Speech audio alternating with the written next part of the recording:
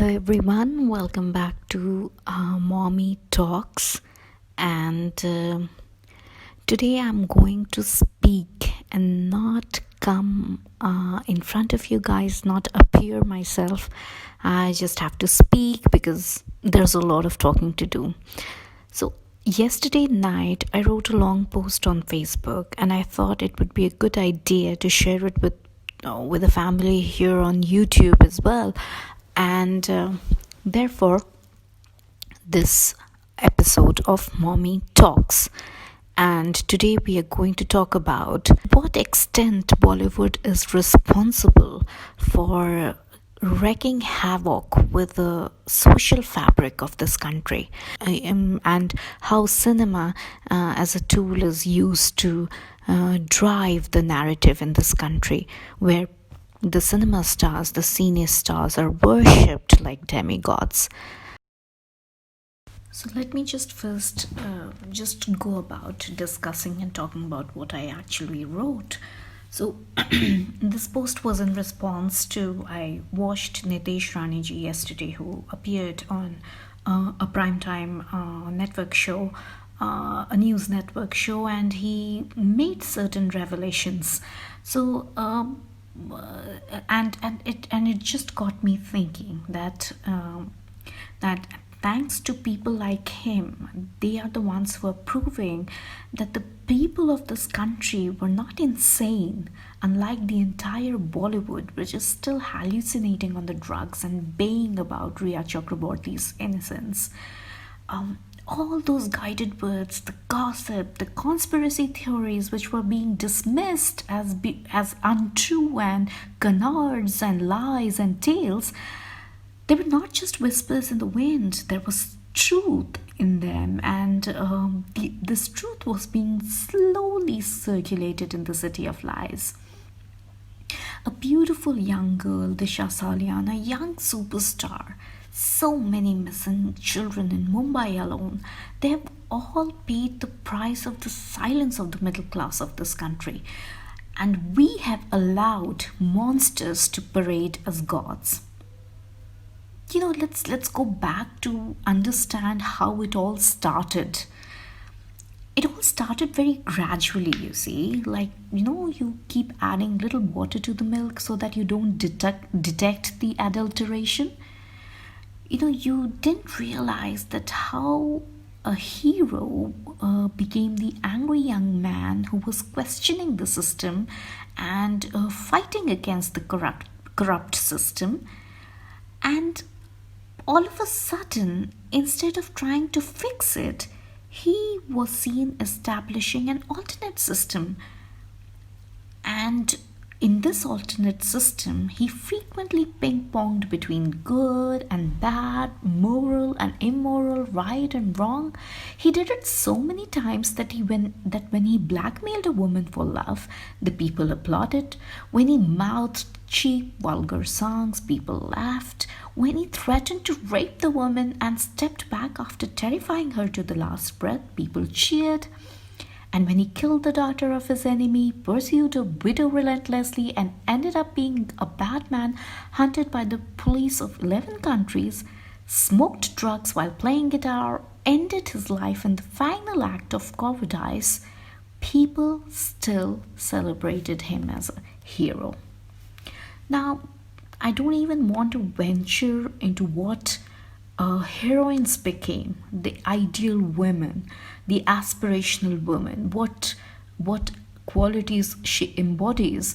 All those went through drastic changes over the last 30-40 years. Then came the final nail in the coffin, the reality shows. The men and women displaying their most indecent selves on prime time, and little children, toddlers, impulsive songs cheered by these same monsters who, after listening to the heartbreaking story of a 5-year-old running the family, ask her to proceed to stage and dance instead of offering to take care of her education and providing employment assistance to parents. In my opinion, they are vultures preying on the weakest and the most vulnerable of all, the children. So now my address is to you, to the middle class of this country.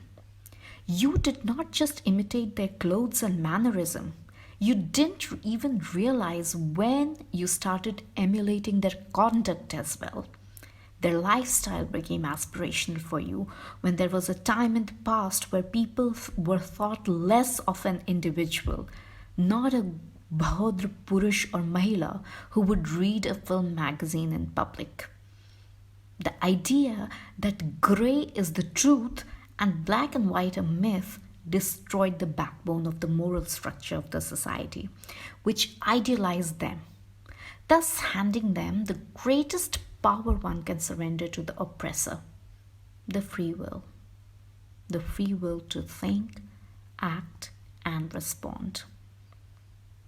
So now, if Jaya Bachchan comes and targets and cries hoarse about people demonizing the film industry and putting you and me, the middle class, in the courtroom and judging us for raising our voices, you and I have been shown our places.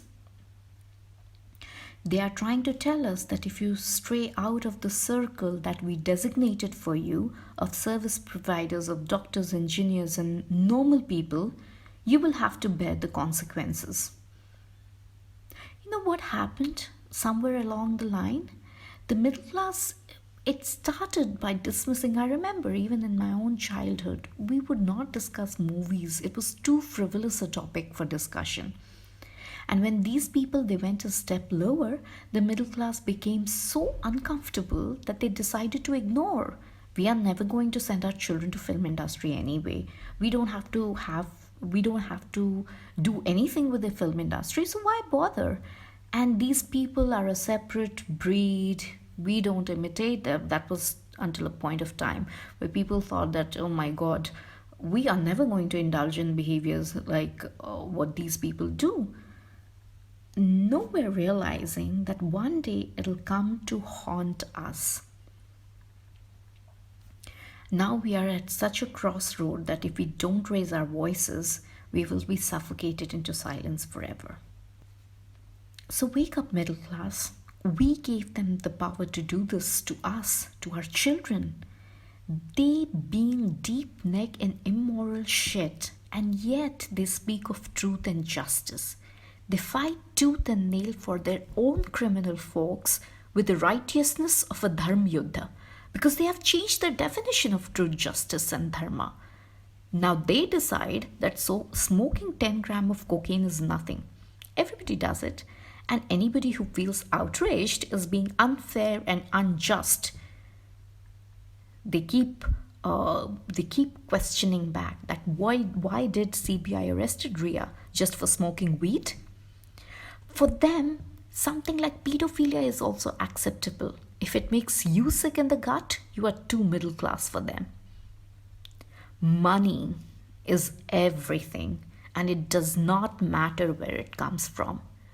The motive and the means are the stuff which the middle class used to lose sleep over. Now, even the middle class doesn't care whys and whats and where froms of the money. So, dear middle class, it was you who allowed them to define dharma, morality. So now abide by their interpretations. For them, their immoralities, amoralities, and depravities are dharma.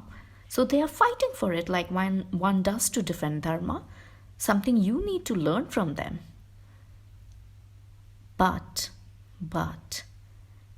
like all bad things have a short shelf life, their overconfidence came to bite their asses. Today, the middle class was jolted alive by the sacrifice of a young noble soul. And now, when you have started protesting with a determination to sanitize the definition of truth, justice, and dharma for the sake of your children, this country, and its future, they are furious. They are doing everything in their capacity to shut down voices.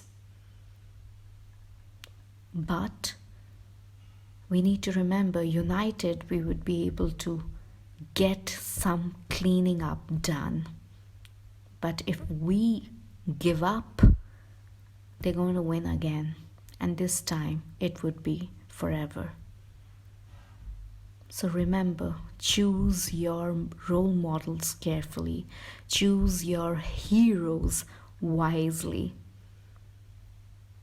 because this is what is going to define the future of this country and our children.